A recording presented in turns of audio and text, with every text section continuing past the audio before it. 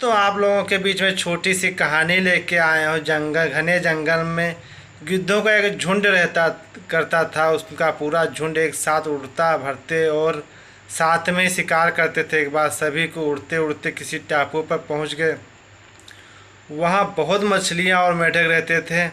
उन्होंने टापू बहुत अच्छा लगा। खाने पीने और रहने की सारी सुविधाएं थी टापू पर मौजूद। भी सभी गिद्ध उसी टापू पर रहने लगे। अब उन्हें शिकार के लिए कहीं नहीं जाना पड़ रहा था।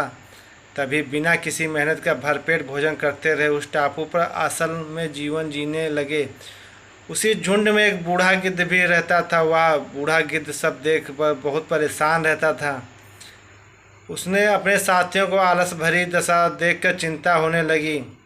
वो सभी गिद्धों को कई बार चेतावनी भी देता था कि मित्रों, हमें फिर से शिकार के लिए उड़ान भरनी चाहिए ताकि हम अपना शिकार करने में कला और कभी भी मजबूत बनाए रखें सकें।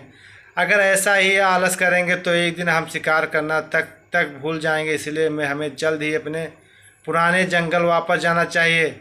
उस बूढ़े गिद्ध की सलाह सुनकर गिद्ध हंसने लगे और उसका मजाक उड़ बनाने लगे।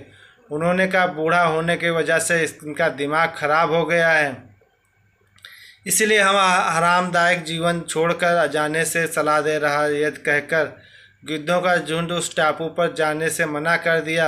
उसके बाद बूढ़ा गिद्ध अकेले ही वापस जंगल लौट आया।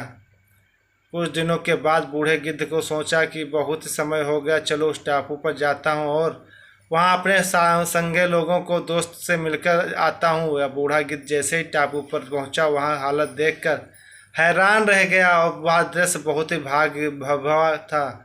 उस टापू पर मौजूद सभी गिद्ध मर गए थे। वहाँ पर सिर्फ उनकी लाशें ही पड़ी थीं।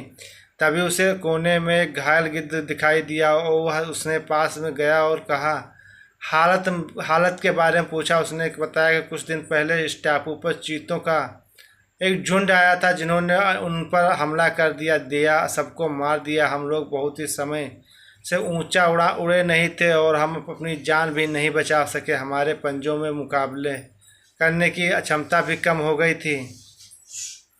उस घायल गिद्ध की बात सुनकर बूढ़े गिद्ध को बहुत ही दुख हुआ। उनके मरने के बाद बूढ़ा गिद्ध वापस अपने जंगल में चला गया। ऐसी कहानी सुनने के लिए हमारे चैनल में बने रहने के लिए ओके, थैंक यू, धन्यवाद, बाय।